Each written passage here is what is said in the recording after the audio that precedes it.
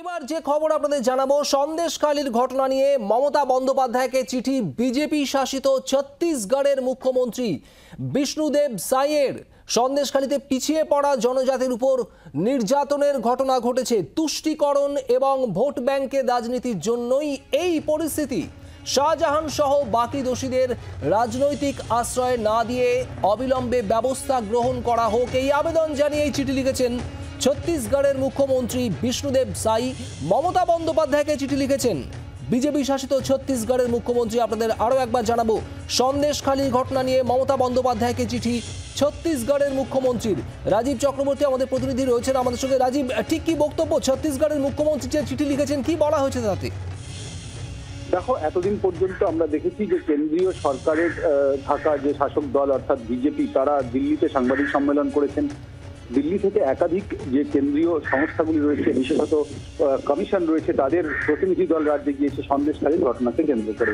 এবার সন্দেশখালীর ঘটনা নিয়ে পার্শ্ববর্তী রাজ্য ছত্তিশগড়ের মুখ্যমন্ত্রী, বিজেপি শাসিত ছত্তিশগড়, সে রাজ্যের মুখ্যমন্ত্রী বিষ্ণুদেব সাই, তিনি মুখ্যমন্ত্রী মমতা বন্দ্যোপাধ্যায়কে চিঠি লিখেছেন এবং সন্দেশখালীতে পিছিয়ে পড়া জনজাতির যে 50 জনের বেশি মহিলার উপর নির্যাতনের ঘটনা ঘটেছে বলে অভিযোগ, তার নিয়ে তিনি তীব্র নিন্দা করেছেন এবং পাশাপাশি তিনি তুষ্টিকরণ এবং ভোট ব্যাংকের রাজনীতির জন্যই এই পরিস্থিতি তৈরি হয়েছে বলে মমতা বন্দ্যোপাধ্যায়কে কার্যত তিনি কিন্তু দায়ী করেছেন।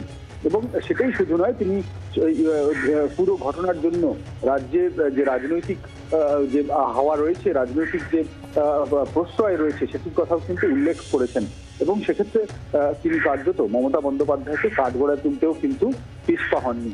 কিন্তু এক্ষেত্রে একটা বিষয় খুব উল্লেখযোগ্য, তাহলে যে একটি রাজ্যের মুখ্যমন্ত্রী অপর রাজ্যের মুখ্যমন্ত্রীকে চিঠি লিখছেন, যেক্ষেত্রে আইন শৃঙ্খলা একেবারেই রাজ্যের এখতিয়ারভুক্ত। সাধারণত কোনো রাজ্যের আইন শৃঙ্খলার বিষয়ে অন্য রাজ্য প্রশাসন, অন্য রাজ্যের মুখ্যমন্ত্রীও তারা কিন্তু নাক গলান না।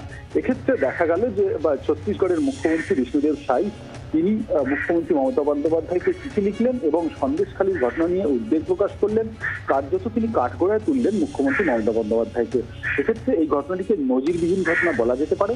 স্বাভাবিকভাবেই একটি বিষয় স্পষ্ট, তা হলো যে সন্দেশখালীর ঘটনা নিয়ে কিন্তু একদিকে যেমন রাজ্যের রাজনীতি উত্তাল, একদিকে যেমন জাতীয় রাজনীতিতে চর্চা হচ্ছে, তেমনই পার্শ্ববর্তী রাজ্যগুলির মুখ্যমন্ত্রীও তারাও কিন্তু সরব হচ্ছেন এবার। রাজীব, ধন্যবাদ। এর আগে আমরা দেখেছিলাম বিএসপি নেত্রী মায়াবতী, তিনি সন্দেশখালীর ইস্যু নিয়ে মন্তব্য করেছিলেন, আর এরপর ছত্তিশগড়ের মুখ্যমন্ত্রী তিনি চিঠি লিখলেন রাজ্যের মুখ্যমন্ত্রী মমতা বন্দ্যোপাধ্যায়কে এই সন্দেশখালী ইস্যুতেই। বাংলার আওয়াজ, বাঙালির আবেগ, জি 24 ঘন্টা।